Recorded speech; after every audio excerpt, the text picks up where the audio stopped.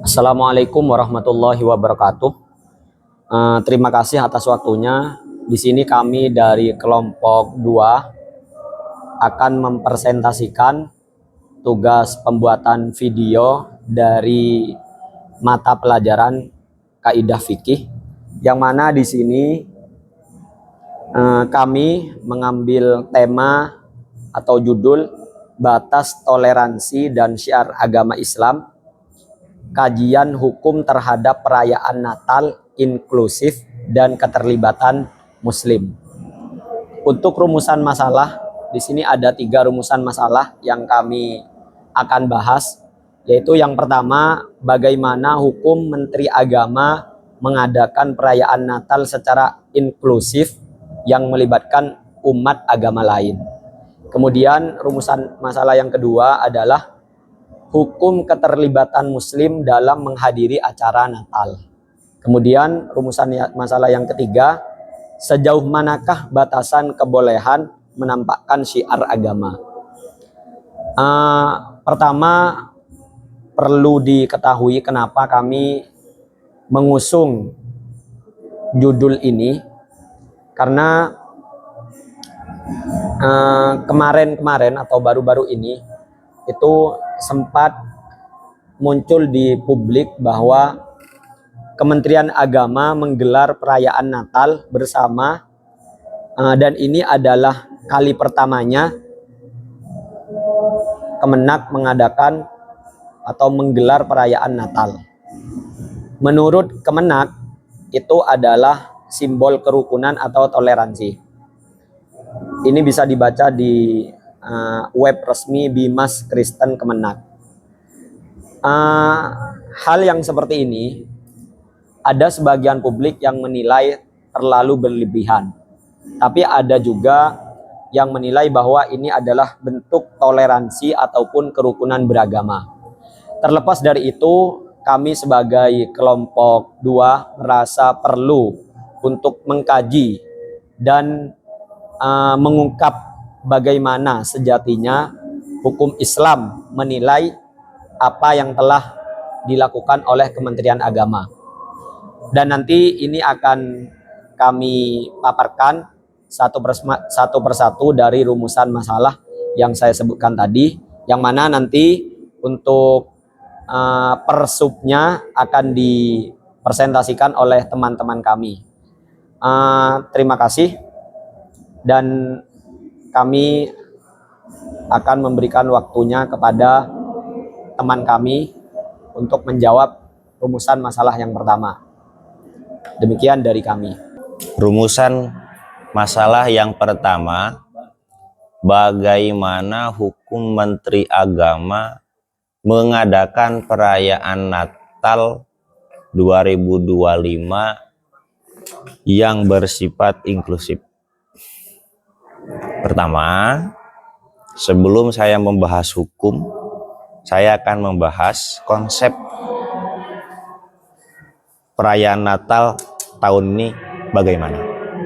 Jadi konsep Natal saat ini itu terbuka bagi seluruh elemen masyarakat Indonesia, karena Kementerian Agama itu memiliki satu pandangan bahwa perayaan Natal ini sebagai seremonial antar umat beragama.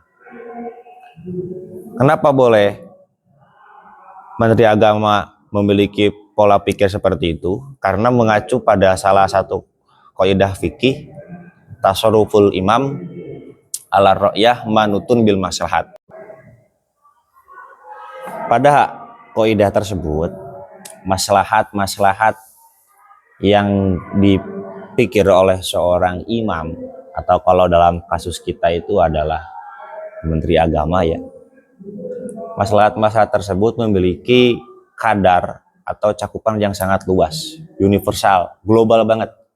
Dengan adanya perayaan Natal, ini mengacu pada konsep awal tadi, Natal itu terbuka untuk bagi masyarakat tanpa memandang agama, sebagai seremonial keagamaan.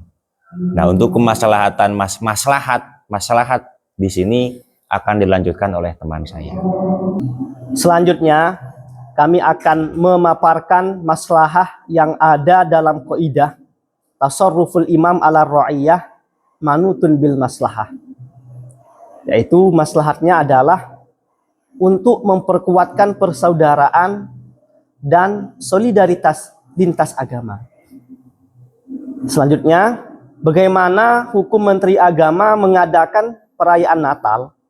Untuk hukumnya ya diperbolehkan dengan konsep yang sudah dijelaskan dalam fikih kebangsaan yang dikembangkan oleh Nahdlatul Ulama, yaitu konsep kewarganegaraan atau al-muwattinun, yaitu menekankan kesetaraan hak dan kewajiban semua warga negara tanpa membedakan agama.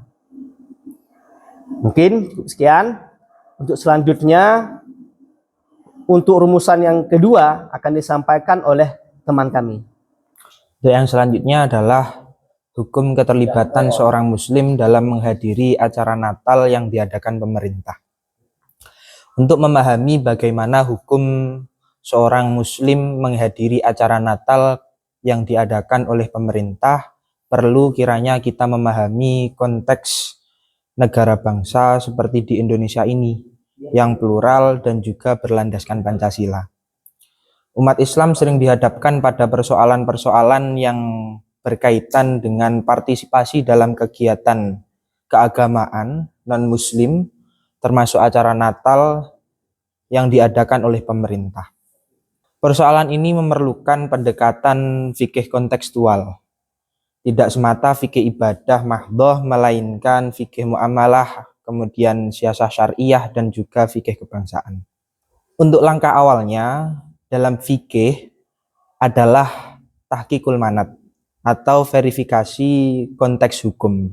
Dalam hal ini perlu kiranya dibedakan antara kita hadir dalam acara itu dalam rangka menghadiri ritual ibadah Natalnya, atau doa, misa, atau sakramen keagamaan, atau kita menghadiri acara Natal karena hanya saja bersifat seremonial negara, seperti sambutan pejabat, forum silaturahim, kemudian pesan persatuan dan kebangsaan, dan juga tanpa mengikuti ibadah atau pengakuan akidah.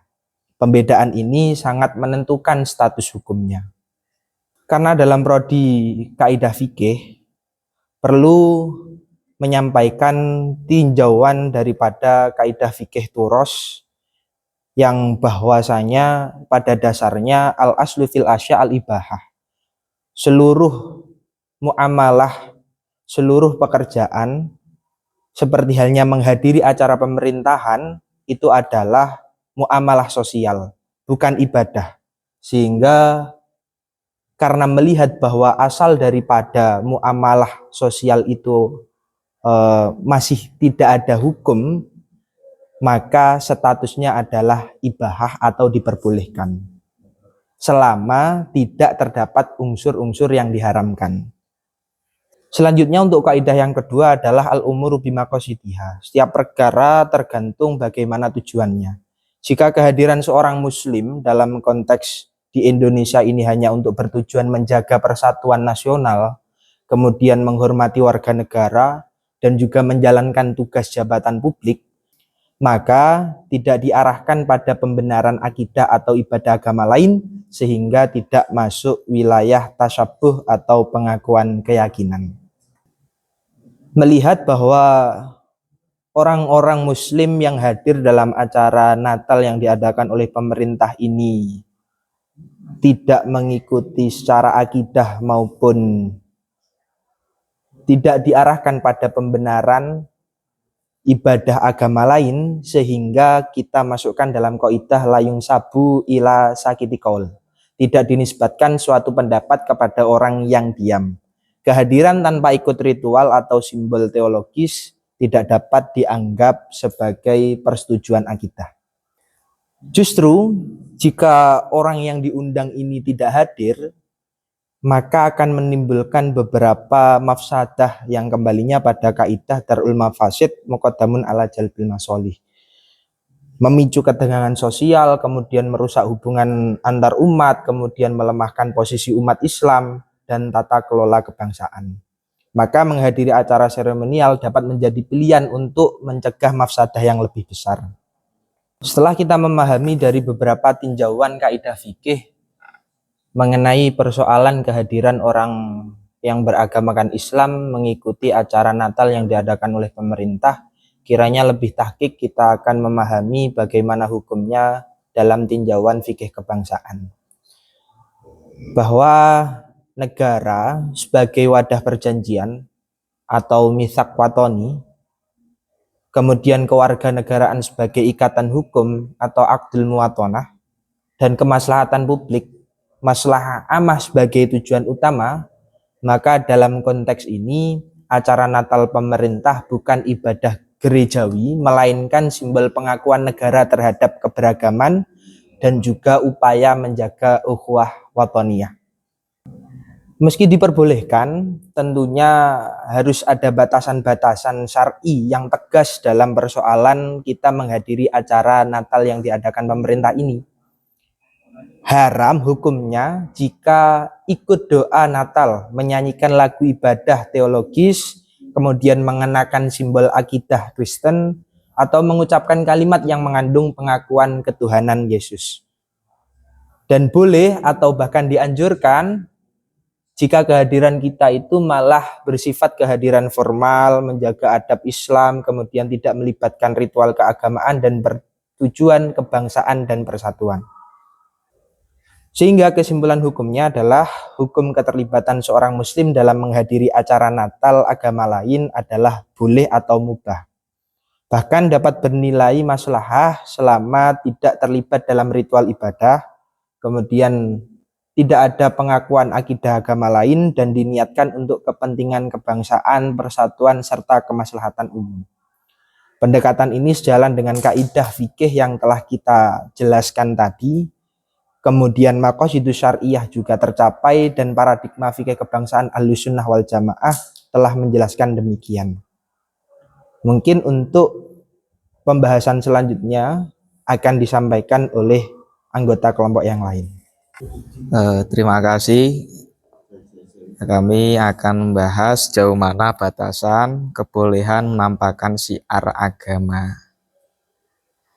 Baik untuk terkait penyelenggaraan ritual keagamaan, non-muslim memiliki hak untuk menyelenggarakan ritual keagamaan di dalam tempat ibadah mereka. Mereka tidak dilarang menampakkan ritual keagamaan mereka ketika itu berada di tempat ibadah mereka. Yang dilarang ketika mereka menampakkan di luar tempat ibadah di wilayah kota besar muslim, karena kota-kota tersebut merupakan simbol kejayaan agama dan tempat syiar Islam ditegakkan, seperti pelaksanaan sholat Jumat, hari raya, penegakan hudud, dan sejenisnya.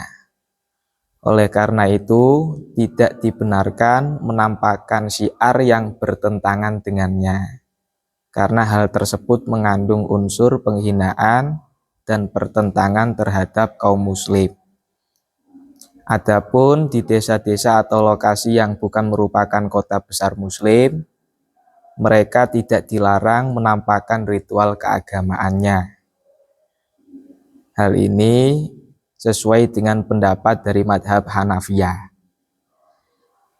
Namun menurut madhab Hambali,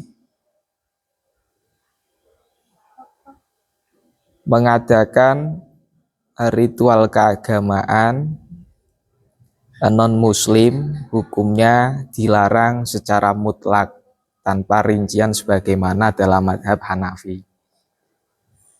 Mereka menyatakan bahwa non-muslim dilarang menampakkan salib, menyembunyikan lonceng, dan sejenisnya.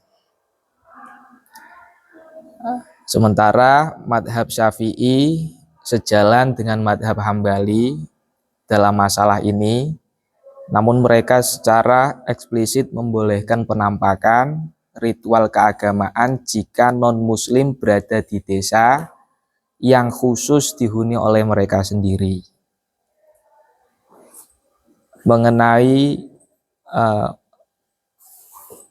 perbuatan-perbuatan yang diyakini halal dalam agama mereka, namun hal itu dianggap sebagai maksiat di dalam Islam, seperti halnya minum khamr, memelihara, serta menjual babi, atau makan dan minum di siang hari.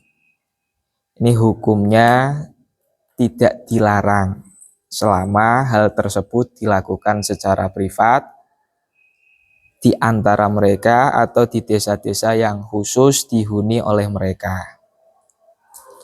Syarat dari semua ini adalah mereka tidak menampakkan secara terbuka dan tidak menyebarkan di tengah masyarakat muslim. Jika mereka melakukan secara terang-terangan, maka mereka harus dilarang dan dikenakan sanksi taksir. Hal ini merupakan kesepakatan dari berbagai madhab. Dari pandangan-pandangan yang berbeda-beda ini, dapat kami simpulkan yang sebenarnya pandangan dari para fuqaha yang melarang non-muslim menampakkan ritual keagamaan di luar gereja di kota-kota besar muslim itu didasarkan pada pertimbangan kemaslahatan umum negara Islam pada masa itu, guna mencegah terjadinya fitnah atau konflik dan juga gangguan stabilitas.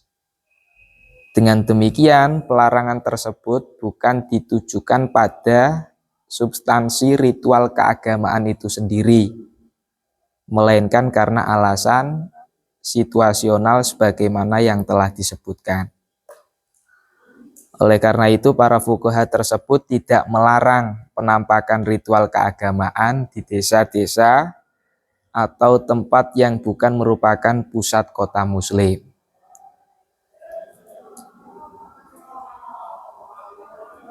Jika pelarangan tersebut bersifat substansional terhadap ritualnya, tentu hal itu akan dilarang dimanapun. Pandangan ini diperkuat oleh perjanjian Khalid bin Walid dengan penduduk Anat, juga perjanjian beliau dengan penduduk Korkisia yang menyatakan mereka berhak menyembunyikan lonceng pada jam berapapun yang mereka kehendaki, baik siang maupun malam kecuali pada waktu-waktu sholat. Dan mereka boleh mengeluarkan salib pada hari raya mereka. Demikian pula Amr bin As saat menaklukkan Mesir. Ia memberikan kebebasan beragama kepada umat Kristiani dan mengembalikan Patriark Benjamin ke tahtanya setelah absen selama 13 tahun. Bahkan memerintahkan penyambutan yang meriah saat sang Patriark menuju Alexandria. Hal ini menunjukkan tingkat toleransi umat Islam terhadap non-muslim, serta pemberian kebebasan beragama yang mencakup izin penyelenggaraan ritual yang selaras dengan prinsip pengakuan atas keyakinan mereka. Untuk mengenai praktek kontemporer atau praktek yang ada di zaman sekarang, nanti akan dilanjutkan oleh teman kami. Kami akan melanjutkan pembahasan sebelumnya, bahwa prinsip dasar dalam rumusan masalah yang ketiga yakni menggunakan kaidah al-aslu fil asya al-ibahah terkait keabsahan dan juga perlindungan, yang mana masalah hak syiar agama itu merupakan hak kebebasan beragama dan berkeyakinan, terus bagian dari kebebasan berekspresi, terus diakui dalam banyak konstitusi dan instrumen HAM. Artinya apa? Artinya menyampaikan ajaran, dakwah, misi, atau penginjilan itu ya bukan termasuk sesuatu yang dilarang. Kemudian batasan hukum ini nanti kami menggunakan kaidah la dororo wala diroro. Jadi batasan hukum ini nanti ada kalanya melanggar hak ataupun ketertiban umum. Adapun pelanggaran hak itu nanti ya termasuk salah satunya adalah pemaksaan. Pemaksaan ini nanti ada kalanya baik secara fisik, psikologis, ekonomi, atau struktural. Terus menyasar kepada kelompok rentan dengan manipulasi, yaitu contohnya anak-anak tanpa persetujuan wali atau orang yang dalam keadaan kritis berat. Kemudian adanya unsur kebencian, kekerasan, atau diskriminasi.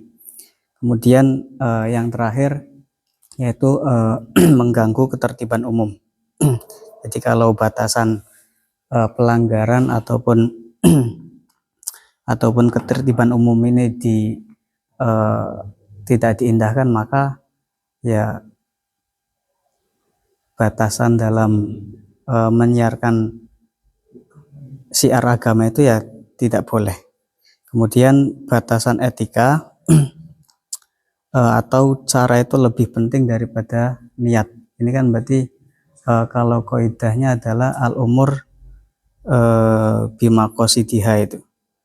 Jadi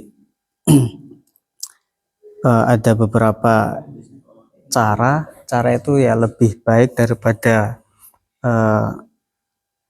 niat. Jika ada hal-hal yang merendahkan atau menghina keyakinan orang lain, terus mengklaim kebenaran dengan cara meniadakan martabat pihak lain, terus memanfaatkan relasi kuasa seperti halnya antara atasan dan bawahan atau pejabat dan warga, kemudian dilakukan di ruang yang tidak tepat, misalnya ruang pelayanan publik yang harus netral. Maka dalam hal ini masalahnya itu bukan apa yang disampaikan, tetapi bagaimana dan di mana. Kemudian batasan sosial dan kultural, dalam artian konteks itu lebih menentukan. Berarti ini kalau kaidahnya adalah tahoyurul ahkam bi tahoyuril makan wal hali wa zaman itu. Jadi dalam masyarakat Indonesia yang notabene itu adalah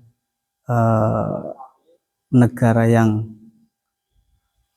plural ya, yang artian berbagai agama. Penyiaran agama itu perlu mempertimbangkan sensitivitas lokal. Kemudian sikap agresif bisa memicu konflik meski tidak melanggar hukum.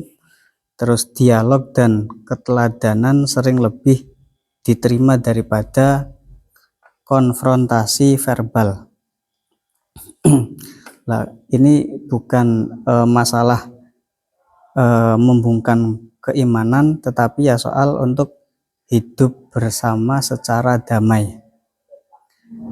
Kemudian rumusan praktisnya antara maslahat dan mafsadah dalam ini, sehingga nanti pensiaran syiar itu menjadi legitim.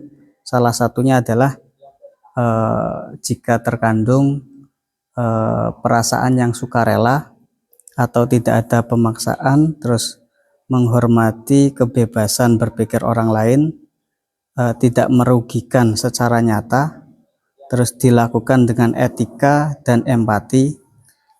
Sebaliknya jika ada mafsadah yang menjadikannya tidak legitim, yaitu seperti halnya adanya pemaksaan, merendahkan, mengancam kohesi sosial, atau menginstrumentalisasi agama untuk kepentingan lain seperti halnya politik ataupun kekuasaan.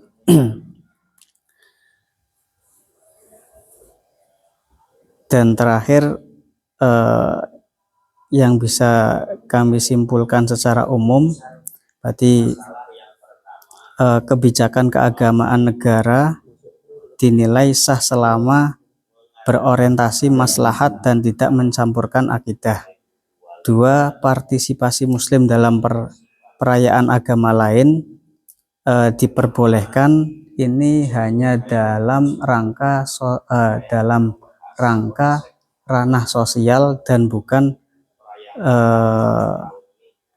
tidak dalam ranah ritual. Kemudian yang terakhir, syiar agama dibatasi oleh maqasid, terutama penjagaan agama, jiwa, akal, dan ketertiban sosial. Sebagaimana diungkapkan oleh Ibnu Taimiyah dalam kitab Majmu'ul Fatawi, yaitu asyariatu ja'at litahsilil masolihi wa takmiliha wa ta'tilil mafasidi wa takliliha. Mungkin demikian yang bisa kami sampaikan dari kelompok 2. Adapun kurang lebihnya dari kami, mohon maaf. Assalamualaikum warahmatullahi wabarakatuh.